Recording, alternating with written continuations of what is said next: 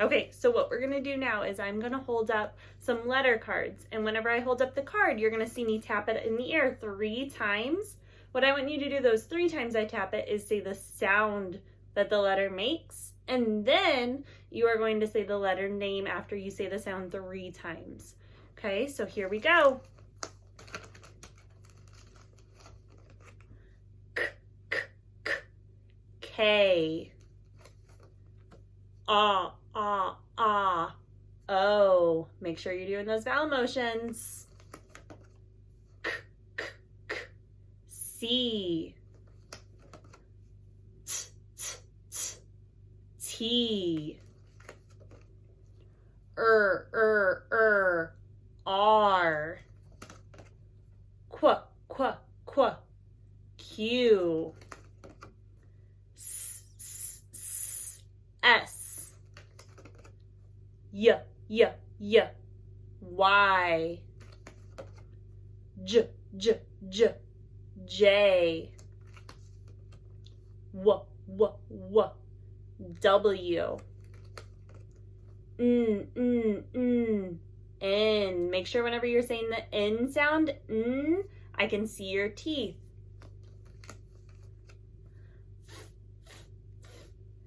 F. X, x, x. X. E. E. A. Z, z, z, Z. H. V, v, v. V. D, d, d. D. P, p, p. P.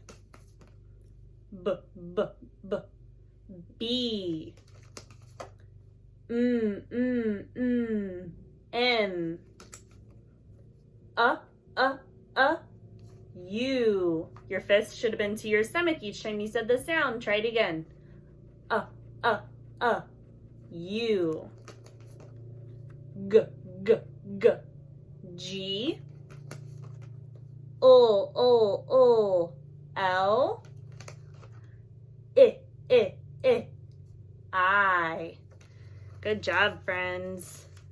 Okay, so now I want to give you guys some ideas with different things that you can do with your alphabet charts at home. Okay, so if you have a printer at home, maybe your mom or dad could get on the computer and print off some different ABC charts online. If you just type in ABC charts in Google, you'll find so many different ones. Okay, so some ideas to use those ABC charts would be guessing the missing letter. What you could do is your parent or your brother or sister, you could take a little card or a Post-it or something and just put a Post-it over the letter, any letter they want, and then you open your eyes as quick as you can and you try to figure out what letter is missing first. Okay, so say I had a friend here and I close my eyes and they take whatever they're going to use to cover up a letter and they cover it up and my eyes are still closed. And then I open my eyes and I see and I try to figure out really quick which letter it is that's covered up. So maybe I can start by saying, if I need to, I can say the whole alphabet and find it, but try not to have to say the whole alphabet. That's the goal. Try to quickly figure out, oh, I know after O comes P, so that must be P. Okay, so is it P? And then your friend could take it off and say, yes, it is. Okay, so that's one game that you can play with your alphabet chart. Another thing you could do is, parents, this could help really build some vocabulary skills. You could talk to your child about what different pictures, like how they go together and how you can compare those pictures. So say I had this one up here and I have an apple and an egg. So your child could say, oh, an apple and egg, that's something we eat. Okay, or maybe a dog and a cat. Those both live in our home. They can live in our home if we have pets. Okay, or maybe a turtle and a fox. Those would live outside. Okay, so just take your alphabet chart, the one you have in your binder, and maybe look at the different pictures and talk about how some of the pictures are the same and how some are different. And also on this alphabet chart, a lot of these have 2 different pictures that you can use to compare as well. Another activity is your parent could call out a letter, and you could almost like play bingo with your chart.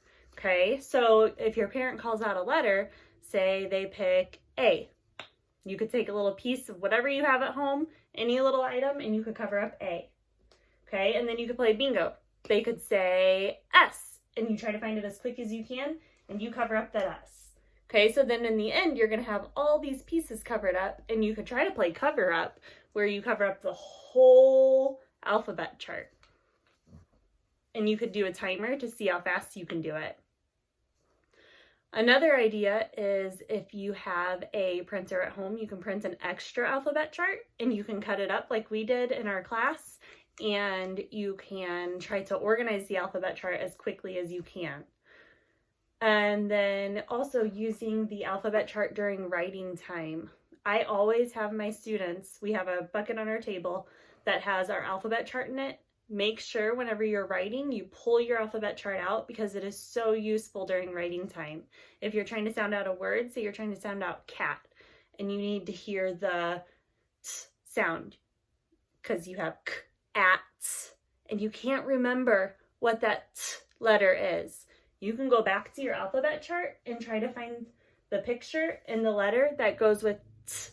Okay, so some of my friends, I know we need to start over with the alphabet chart and go through the whole thing until you can find the t sound. Some friends can just look at it and see, oh, turtle. Turtle starts with t. So that letter must be T, and then you can write the T. So using this during reading and writing is very resourceful. If you need any alphabet charts or any different ideas, please feel free to email me or any of the kindergarten teachers.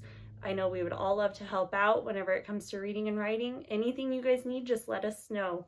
Thanks for joining me today.